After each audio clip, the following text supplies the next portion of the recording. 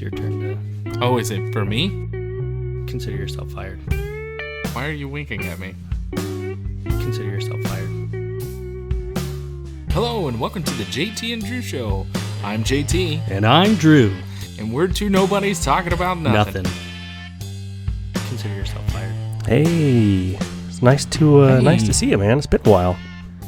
Yeah, man, it's been all of 6 hours. Gosh, has it been that long?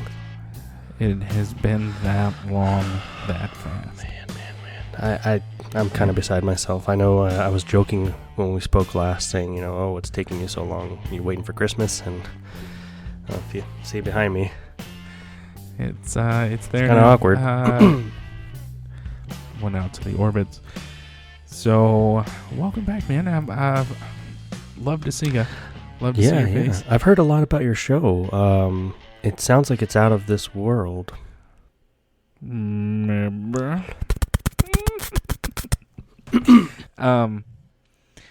Got a topic here that I would like to discuss with you. Okay. And we've kind of dabbled in it a while back ago, but I wanted to update it more or less, kind of update it on what's been going on and things that are happening. Mm-hmm. But do you remember when we were talking about the school shootings? Yes. That had happened? And it's, super unfortunate on what goes down and how things are happening, and they seem to be getting more and more throughout the years. A lot of them are not reported, and then, we only get to, what is it, like the 2 or 3% that actually gets thrown up on the news and everybody knows about it.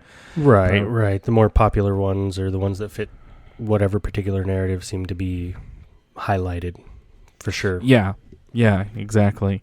But I want to know, do you know how many school shootings have happened? I guess I can say this year. Just I might be wrong. In this state, or just in the country? No, nationwide. Nationwide, yeah, okay. Nationwide, man. So since the beginning of 2021? Yes.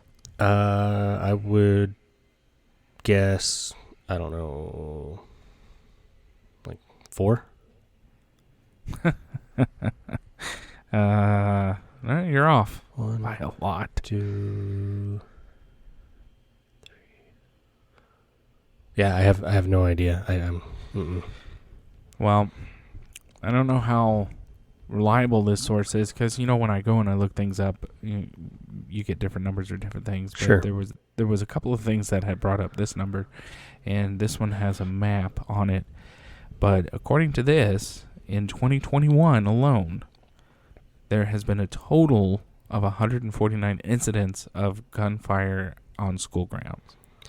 Okay, so first and foremost, what constitutes an incident of gun violence on school grounds? Is that a student bringing a weapon to school and opening fire? Is that somebody, after hours on the property? Is that perhaps a police officer, defending a position, again, after hours or during hours? I'm not saying I don't believe that number. It just seems like that sounds like a lot to be just school shootings, per se. Well, I cannot tell you exactly what they are defining as gunfire on school grounds, except for that it's gunfires on school grounds. They do not specify whether it's after hours, before hours, if it's the students or if it's just police or something like that. But they do have 32 deaths and 94 injuries just this year alone. Wow. So almost a third of them or almost a third of the incidents resulted in... Well, that's not true either. Okay, Gotcha. Yeah. Sorry, I went to public school for 10 years. Most of my life. And then, so numbers and math and those things where you put the number and then there's a line and then the other number and then the other things with the little dot and then the numbers after it. Like, yeah. I don't Yeah, know. let's move on. Yeah. No, but Oh, yikes. but if that were to be true, I mean that is insane. And how come we don't know? Yeah, About all of them. that is. I mean, I get it if the news reported every single one of those all the time, we would just get tired of hearing about it. But what's going on in the neighborhoods, what's going on in the families, what's going on, what can we as a society, as a nation do to stop or to lessen that from happening? And I kind of want to get thoughts from viewers. I don't know if you've known this, but we haven't really had too much outreach from people on our stuff, email, Facebook, and stuff. We've had a few that have come out and talked, but we haven't lately. It's kind of been really quiet. So I kind of wanted to push this out to the public. Hey, what are your thoughts? What can we do? And I would love to have that conversation. Yeah, absolutely. And it's really a great platform for them as well, whether we invite them on the show or if we, just go over whatever it is that they bring up to get that information out there. Yeah. I think it's safe to say that you and I both would go over that information, do some research and whatnot. And it's not like we're going to, I'll tell part of the story that, I want people to know. It's, we'll give out the information and, that's yours that you're wanting to share. And then we'll provide our own input as well. But we're not going to withhold stuff or, pick it apart and, so-and-so said this when that's only half the truth. Exactly. Again, I'm going to revert back. I don't know how reliable this source is. This is everytownresearch.org. So it's an organization. Maps and gunfire on school grounds is how you search for it. I just went to Google and searched school shootings 2021. And this was one of many sites that had brought up statistics and numbers and stuff. So, Interesting. Yeah. So, would love to hear from people. Well, what are your thoughts? Did you hear about that recent one? I don't remember the specifics, unfortunately, the who, what, when, where, other than recent. But the kid, the parents, and I don't know how old he was, 17, 16, I don't know. They bought him a gun for, what was it, after Thanksgiving or something or another. It was supposed to be like a gift. A Christmas gift or something. Yeah. And I guess he was either verbalizing or writing stuff down, talking about like threatening other students or wanting to take their life, or just basically there were red flags indicating that, hey, something's up here. And the faculty, the teachers, the staff, were concerned enough that they had him go to the principal's office and they brought in his parents. Mm-hmm. And I mean, this wasn't all just like, all of a sudden this happened. The days leading up to, he apparently got talked to because he was looking up weapons and ammunition information on school computers, and they found out. And somebody in his family had told him, hey, don't get caught doing that next time. I think that was his dad. Oh, okay. Yeah. Yeah, I heard about that. But, so, I mean, all these red flags and everything. And after the conversation, apparently they released him to go back to class. And he's still, feeling some kind of way. They never searched him, never went through his belongings, his locker, anything.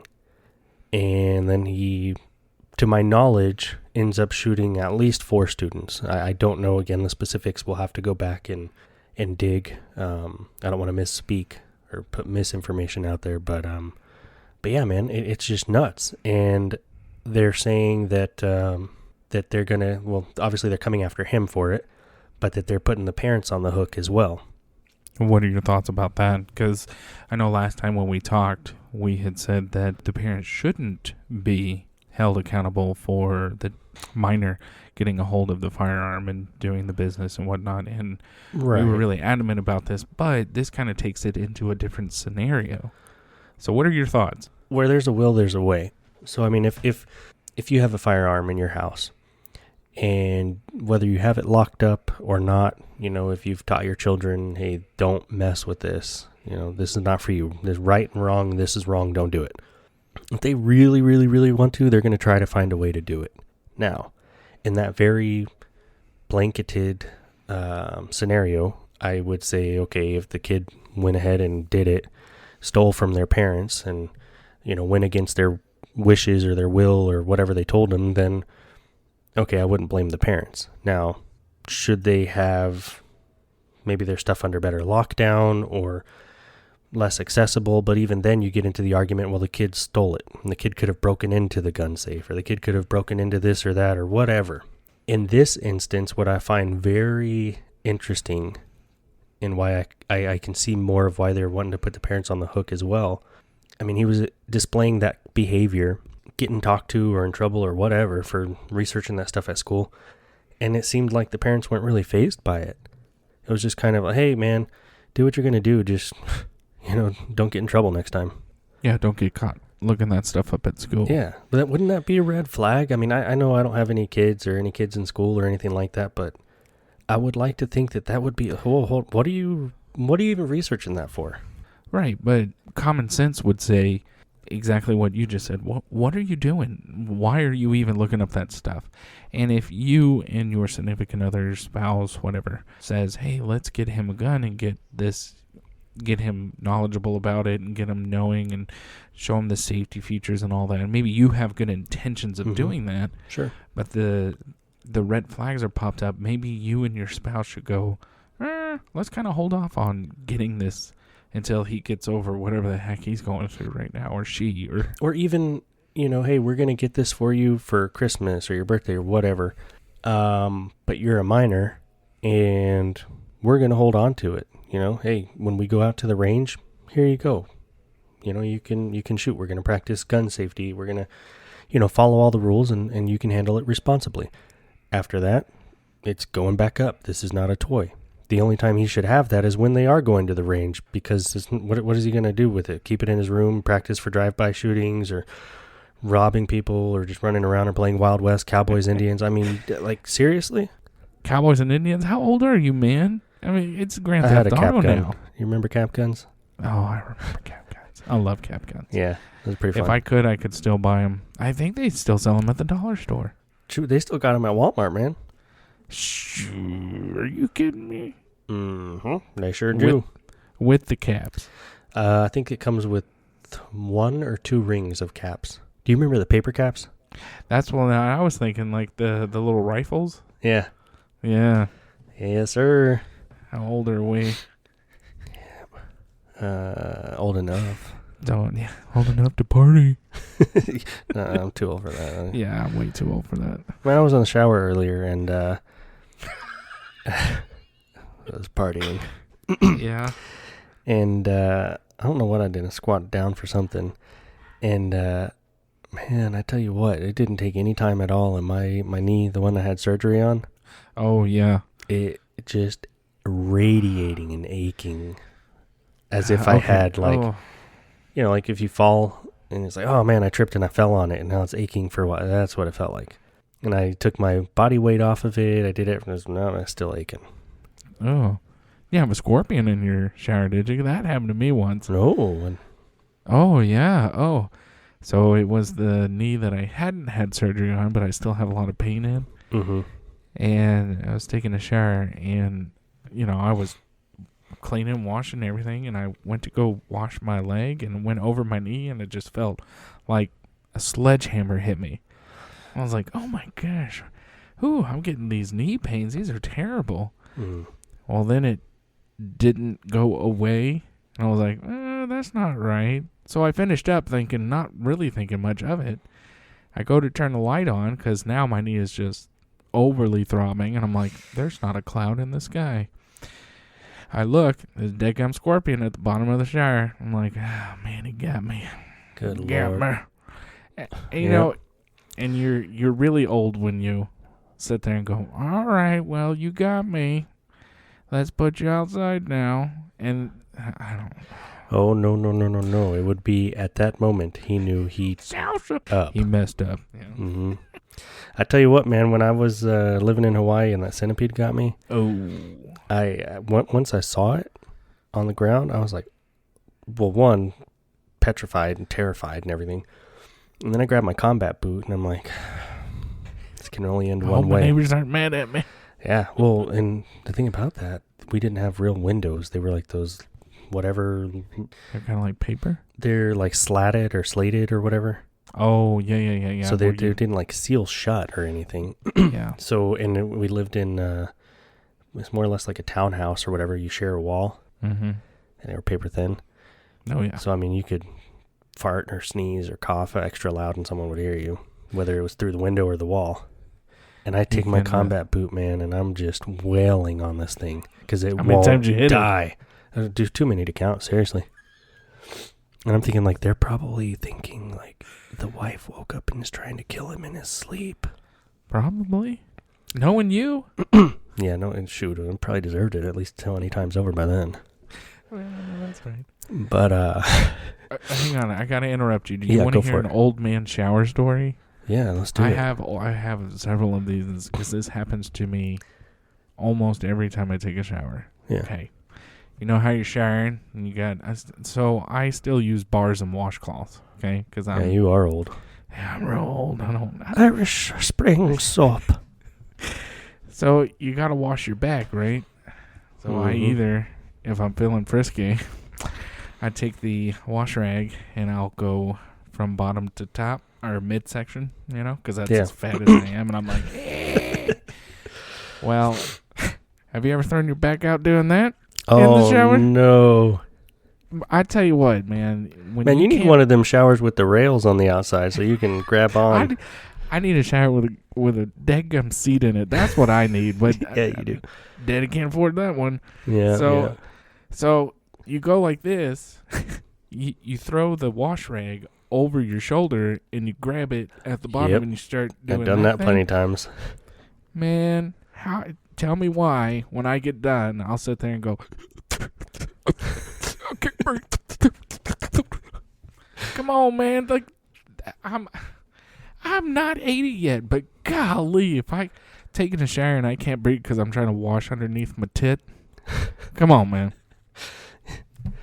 And then you're so broke you probably just walk over to the bed, fall on it, and roll around to dry off.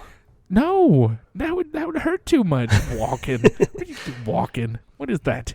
Are you so old that you've ever been in a public crapper and played footsie with the guy in the stall next door? I had the guy next door thought I was playing footsie, but I was really just checking the rolls just to make sure the toilet paper rolls were in there. How awkward is that? Things that make you go, Is there anything you want to finish with on the gun safety or the gun thing? I honestly, here's my opinion, and we can cut all this. Here's my opinion about this latest one. Yeah. Is I'm actually for putting this on the parents and the child because there were a bunch of red flags and the parents went ahead and did it anyways because because they did, who knows why, and they ignored every single sign. Yeah.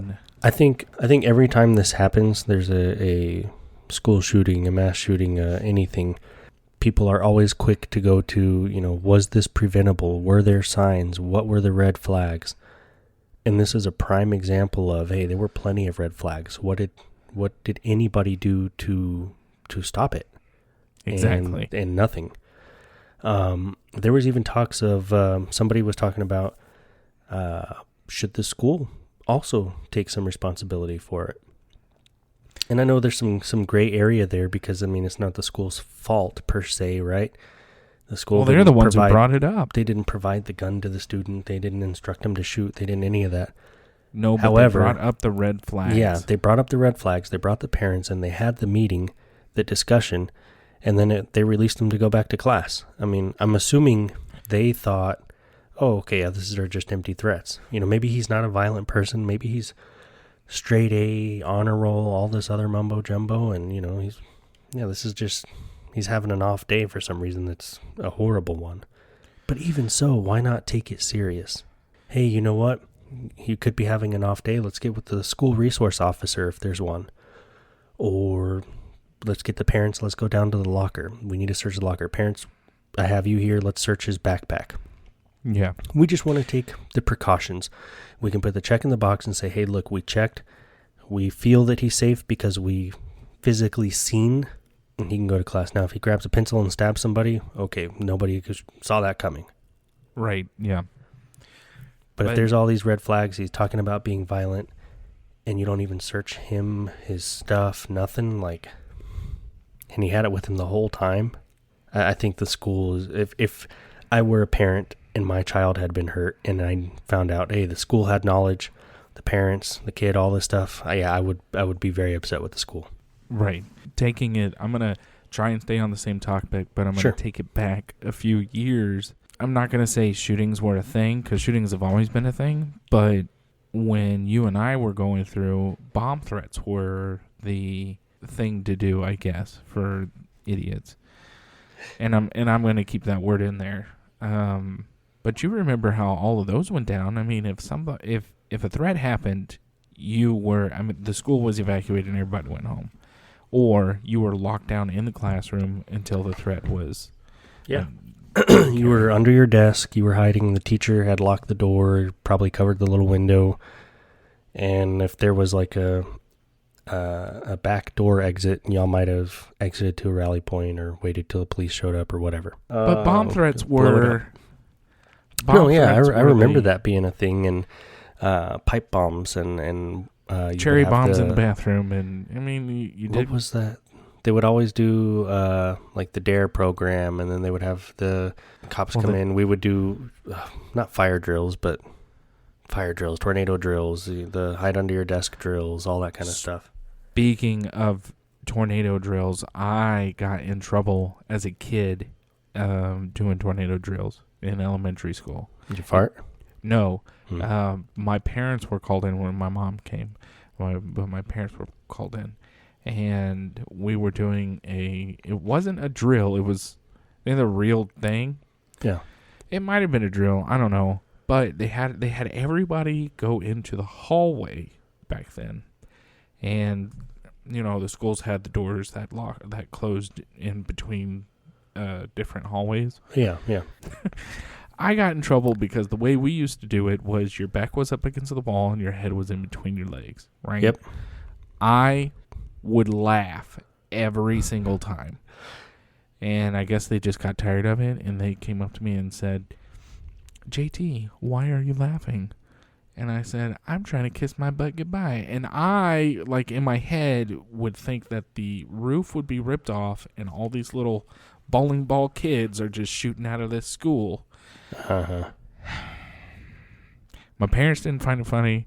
School didn't find it funny. I thought I was the funniest kid in the world. But, no, I got detention for laughing during a tornado. Good Lord. For that? Yeah. That's terrible. I got called to the principal's office one time in my life. Well, negatively, one time in my life. But it wasn't as good as yours. Do tell. Yeah. Another show? Is that another show? Well, okay, I'll go quickly because it has to do with this time of year. Okay, yeah, so does mine, my next one. So we were given an assignment. I was in junior high.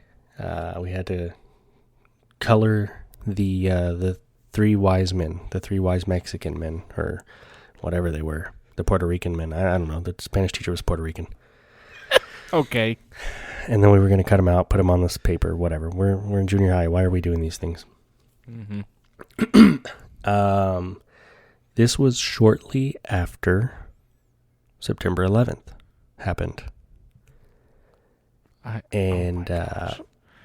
did you do? I'm a patriot. I like to consider myself a patriot. Okay, now when you say patriot, you are of the Patriots, the New England? No. No. Like the radical right, The January 6th insurrection. Yeah. Definitely not. Okay, so not that kind of patriot. Gotcha. No. So I'm coloring my guys, and I'm cutting them out, and I'm putting them on, the paper like was told. The only thing is, these guys, they look very Middle Eastern. They have the beards. They're wearing the head wrappings or turbans or whatever they were for that time period. They were supposed to, but yeah, go ahead. Yeah, and they're wearing their Middle Eastern garb. Yeah. Well, I gave my guys arms and legs because they didn't have any, right? So they had kind of like stick figures. And my main guy, my main wise man, I gave him a little caption bubble. And in one of his arms, he was holding a plane, like an airplane. And in the other arm, he was holding another airplane. And his little caption bubble read, Hola, me llamo Bin Laden.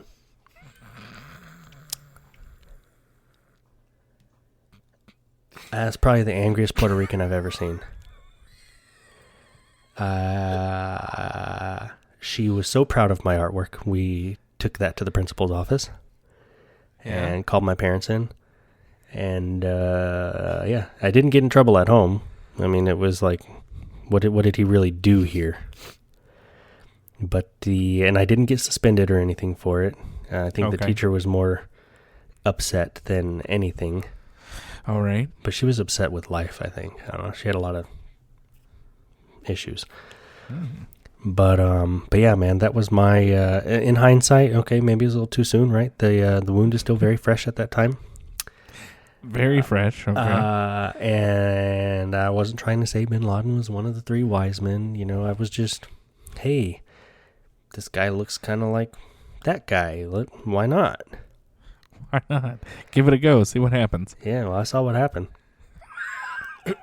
So from that point on, I don't want to say I made it my mission because that's wrong.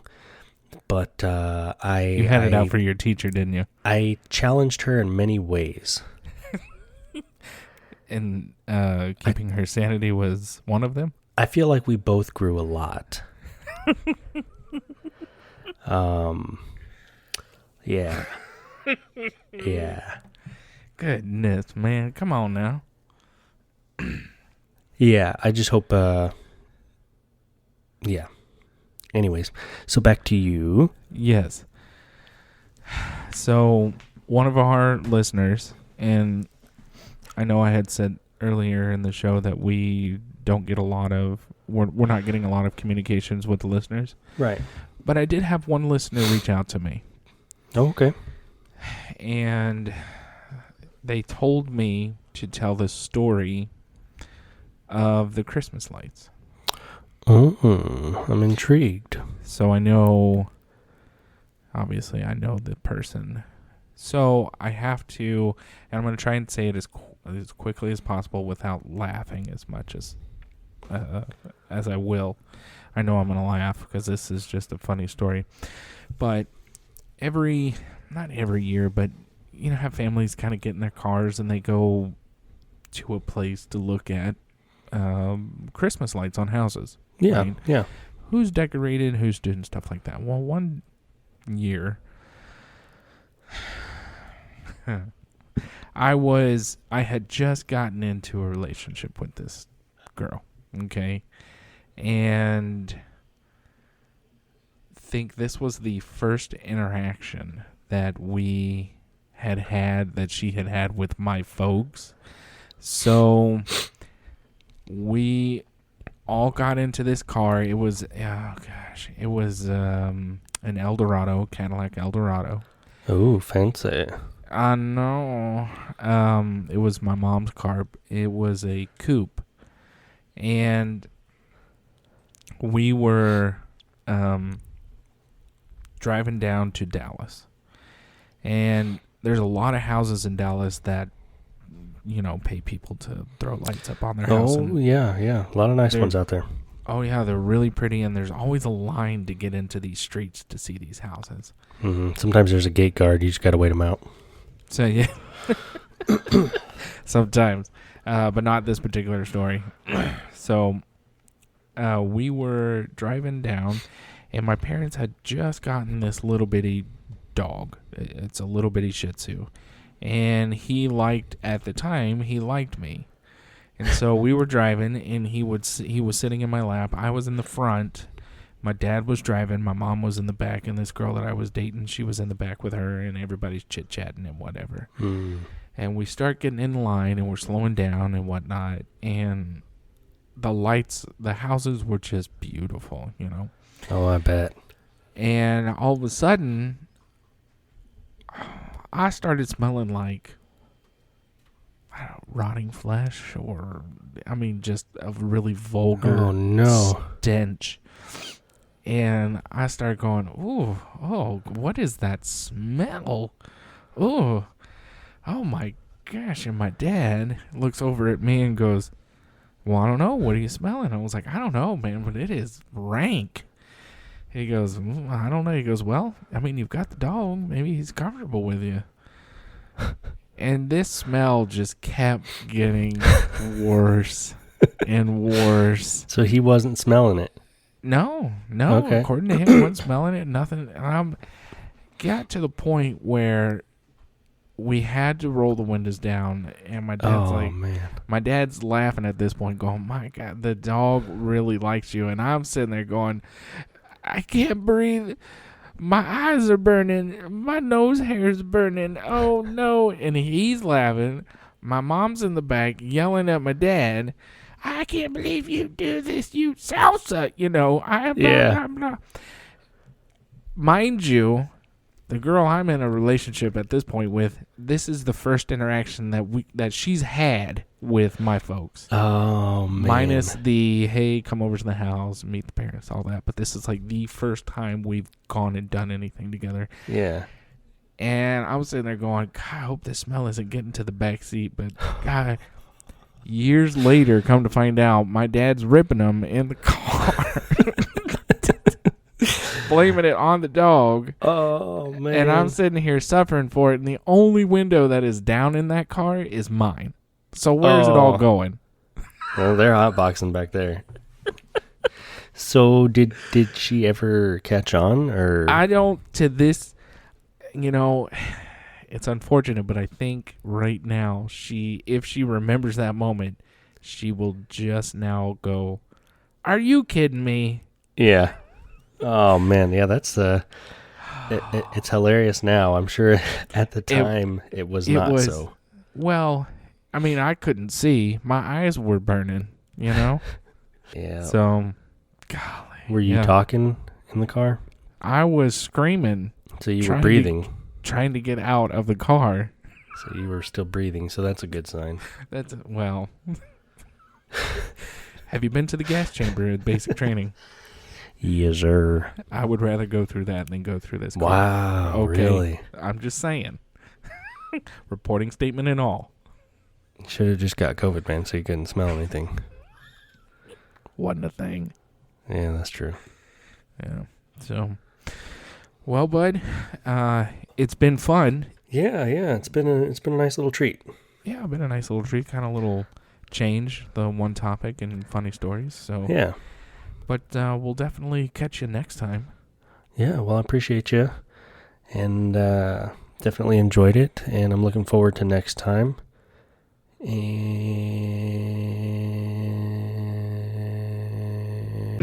as always, we'd like to say thank you for stopping by and listening to the podcast. Yeah, we realized that you could have been doing anything way more productive, but you chose to waste your time with us.